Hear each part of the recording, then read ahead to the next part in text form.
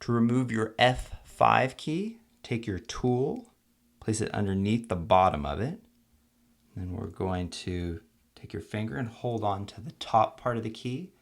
And you can use your spudger, toothpick, or paperclip, whatever you're using, and then just slowly pry it up like that. And just place that off to the side. To remove the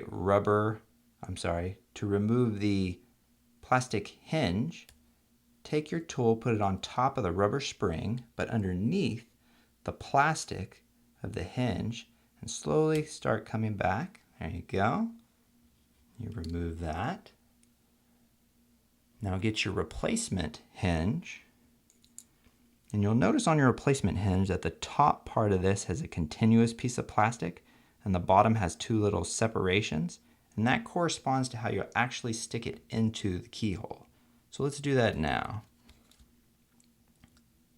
That long continuous piece towards the top and the separated pieces towards the bottom. It's a little finicky sometimes. There you go. Now you're going to take your fingers and you're going to clip each side in just by pressing down. There we go. And now get your replacement F5 key.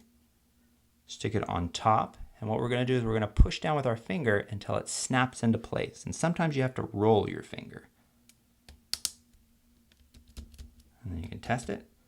And there you go. You've installed your F5 key. Mac. And keys.com.